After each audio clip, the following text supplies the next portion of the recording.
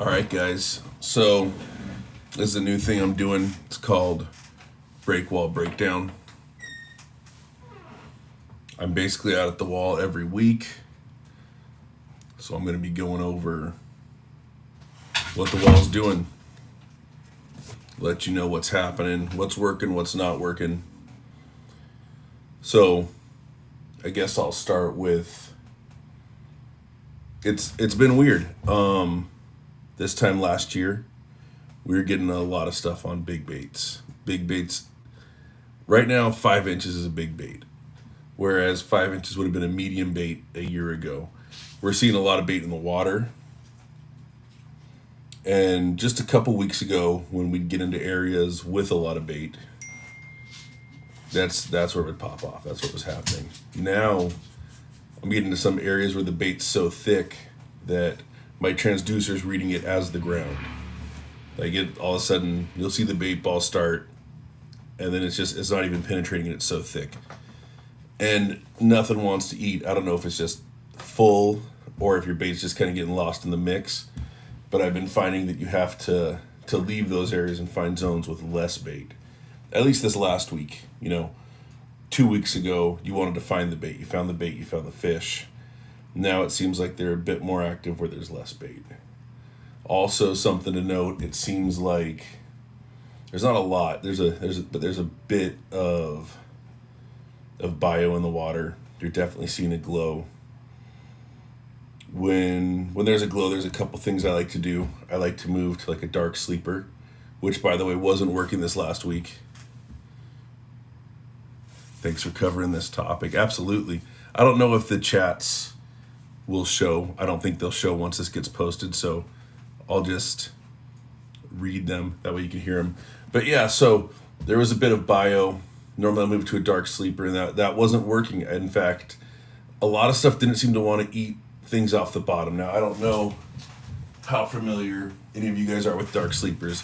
A lot of people go, this thing's goofy and it swims goofy. I don't use it as a swimming bait. I use this kind of like I would use a creature or a dredge bait, and I really play the bottom. I do a lot of pauses. And they weren't wanting that. In fact, what was working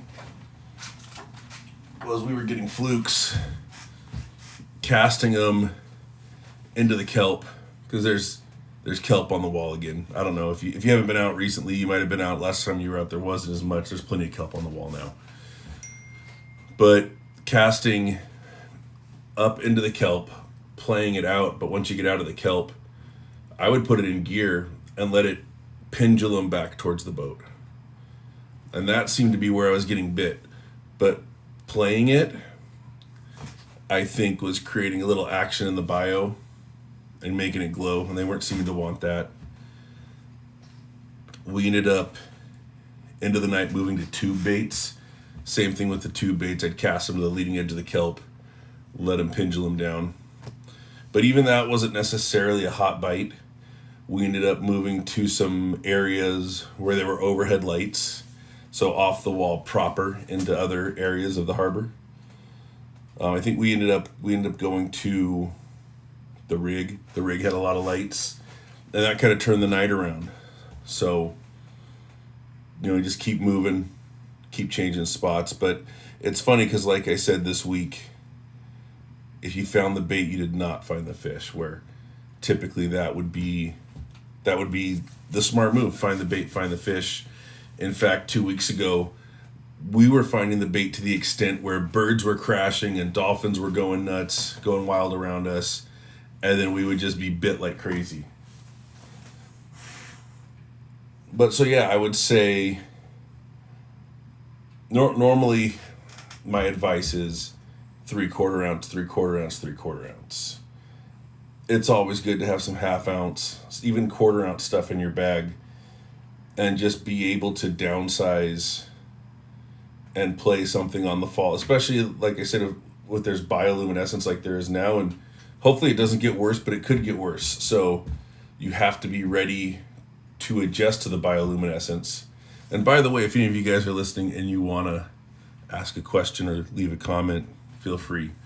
But yeah, you want to have a couple lighter things. So I typically always have this on board.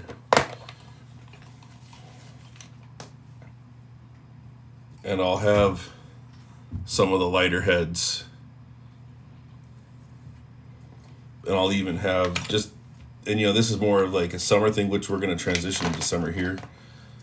But if I'm feeling like they're liking something fast, I'll put on that 1.5 ounce, 2 ounce head and just jam it down low, go really fast, and you need that heavy weight.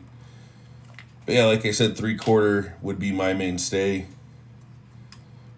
But this last week, being able to go lighter really worked out well. And one of the guys on the boat, Ronnie, he was using these Reaction Innovations, and he was tearing it up on them.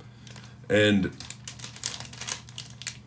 there's always the flavor of the night. I threw multiple craws, creature baits, with really no luck, and for whatever reason they were eating those Reaction Innovations. And there's also, there's stuff you want to throw. Like, I got a hold of this monster craw, and I want to throw it. But right now, you're more likely to lose it than to catch a fish on it. And that doesn't mean that won't change tomorrow. Anything could change tomorrow. So just because I'm giving this advice doesn't mean go change out all your tackle. It just means have that variety of tackle so that you have the ability to change and adapt.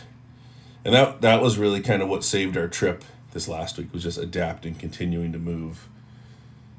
It's nice when you get out to the wall and you can just get on a nice drift, go, and just slam them and never have to move. But don't be afraid to try new things right now. It seemed like it was warming up for a bit there, and it looks like it's cooled down a bit. I think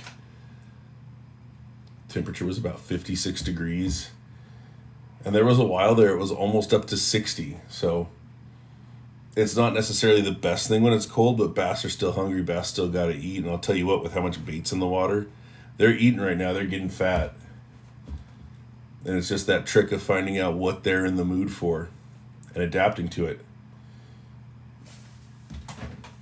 So I've got my Plan B box for when the normal, everyone can say whatever they want. Me personally, have you had any luck with bucktails? I'm coming from the east. Monthly targeting stripers and bucktails are the way to go. Well, if you're targeting stripers, the break wall isn't necessarily where you want to go. I'm sure bucktails would work great at the wall. I don't like an exposed hook. I'm going to use an exposed hook as a last resort. So on the tube style baits, that has an exposed hook.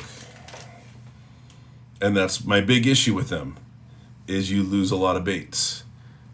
But when the bite's really tough, they like these. I've never caught a monster. I'm not saying you can't, because I'm sure that I'll say you can't catch monsters on these. No, people catch monsters on them. I just personally haven't. There's certain things that I use when I'm targeting big fish. This isn't one of them, and that's just me. But when I'm targeting a bite, when the bite's tough, it's good to have those backup plans. So I've got some different tubes in here. I've got some gulp. I don't like the action on the gulp, but the gulp's so stinky that stuff bites it. And again, if you were to look at my 100 biggest fish, these baits aren't in the 100.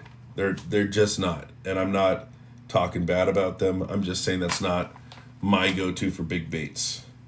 But also in here, because if I'm moving towards the areas with light and I'm trying for the tough bite, I've got a couple A-rigs stored in this box too.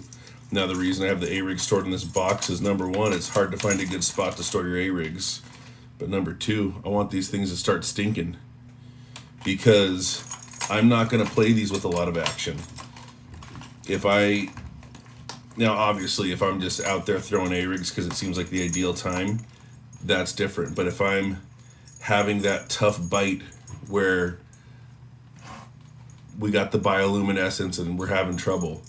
This is something that I can throw and again let pendulum down through the column and hopefully help turn the night around. So yeah, have those plan Bs. I'm gonna be trying to do this once a week since I'm out pretty much every week. We do our normal lives on Tuesdays.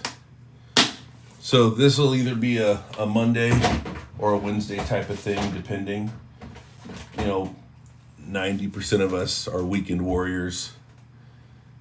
So regardless, I'm going to try to be getting this thing out before the weekend, before Friday, so that we can all have the info. But yeah, I'm going to try to keep doing them live. I'm going to keep shooting for Mondays just because the information will all be fresh in my head from the weekend.